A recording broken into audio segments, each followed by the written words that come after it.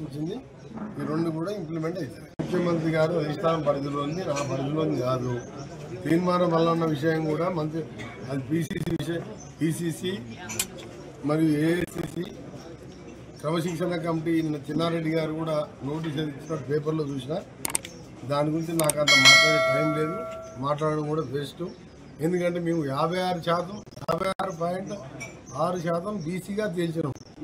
ఆయన 12 గంటల దొంగ సర్వేలో కుటుంబ సమగ్ర సర్వేలో 51% తేల్చారు. దాన్ని మాట్లాడరు. ఇదంతా రాజకీయంలో వాళ్ళు ఏదో వాళ్ళ ఉనికిని మేము ఉన్నామని తెలుసుకుంటానికి అట్లా మాట్లాడతారు తప్ప ఇంత ట్రాన్స్పరెంట్గా చేసిన భారతదేశం లేదని చెప్పి పార్లమెంట్ సాక్షిగా మా రాహుల్ గాంధీ గారు చెప్పింది. ఇంకేం మాట్లాడతారు? మేమందరం క్యాబినెట్లో కులంకషంగా ప్రతి మీటింగ్లో అన్ని సబ్జెక్టులున్నా ఈ దాని మీదనే 14 నెలలకెళ్ళి వర్కౌట్ చేస్తున్నాం. ఈ అనగానే బలహీన వర్గాలని రాజకీయంగా ఆర్థికంగా అన్ని రంగాల్లో పైకి తీసుకురావాలనేది మా లక్ష్యం. తెలంగాణ వచ్చింది కూడా దానికోసమే, సామాజిక తెలంగాణ కోసమే వచ్చింది. ఇది ఆత్మగౌరవ తెలంగాణ కోసమే.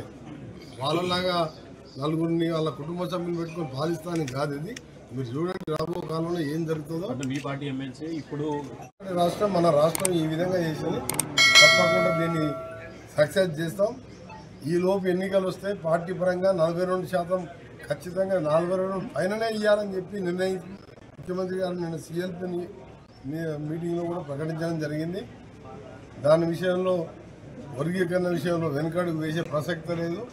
తప్పనిసరి ఈ 90% ఉన్న జనాభా కోసమే ఈ తెలంగాణ వచ్చింది తప్ప గొర్రెలు భూస్వాములు ఫామ్ ఉంటాను కాదు.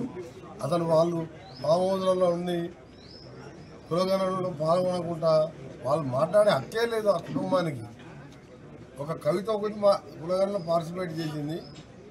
ఎంత ఇన్సల్ట్ అంటే సరే ఆమె ప్రేమతో చేసిందా రాజకీయం చేసినా తర్వాత అనవసరం. కానీ కౌన్సిల్లో వాళ్ళందరూ అపోజిషన్ మధుసూదన్ అందరూ బైకాట్ చేసి వెళ్ళిపోతే ఆమె ఒక్కతే కూర్చుంది, నేను బైకాట్ చేయాలి. మళ్ళీ వాళ్ళందరూ సభ్యులు వాపసు వచ్చింది. అంటే దీన్ని బట్టి అర్థమైంది.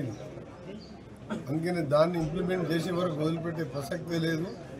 ఎన్నికలు ఎప్పుడు వచ్చినా 42% పైనే ఇస్తాం. కాంగ్రెస్ పార్టీని గెలిపించాలని ప్రజలకు కూడా మీరు తెలుసు. మీరు ఆధార బాధరాగా చేసి 7 గంటలు 12 గంటలలో సర్వే ముగించేసి పక్కకు పడేయలే, బయట పెట్టాం. ఇది ఈ వర్గం ఇంత, ఈ వర్గం ఇంత, ఈ వర్గం ఇంత. వర్గీకరణలో 9% మాదిగ కానీ 1% వేలాకు కానీ ఏదో పాయింట్ పెట్టాం. అందుకే ఒక చారిత్రాత్మక తెలంగాణ ఈ 2 విషయాలలో దేశంలోనే చరిత్ర సృష్టించింది. ఈ 2 కూడా ఇంప్లిమెంట్ అవుతాయి. ముఖ్యమంత్రి గారు అధిష్టానం పరిధిలో ఉంది, నా పరిధిలో కాదు. తీర్మానం వల్ల ఉన్న విషయం కూడా మంత్రి అది పిసిసి విషయం, పిసిసి మరియు ఏఐసిసి క్రమశిక్షణ కమిటీ చిన్నారెడ్డి గారు కూడా నోటీస్ ఇచ్చిన పేపర్లో చూసిన. దాని గురించి నాకు అంత మాట్లాడే టైం లేదు, మాట్లాడడం కూడా వేస్ట్. ఎందుకంటే మేము 56.6% బీసీగా తేల్చినాం. ఆయన 12 గంటల దొంగ సర్వేలో కుటుంబ సమగ్ర సర్వేలో 51% తేల్చారు. దాన్ని మాట్లాడరు. ఇదంతా రాజకీయంలో వాళ్ళు ఏదో వాళ్ళ ఉనికిని మేము ఉన్నామని తెలుసుకుంటానికి అట్లా మాట్లాడతారు తప్ప ఇంత ట్రాన్స్పరెంట్గా చేసిన భారతదేశం లేదని చెప్పి పార్లమెంట్ సాక్షిగా మా రాహుల్ గాంధీ గారు చెప్పింది. ఇంకేం మాట్లాడతారు?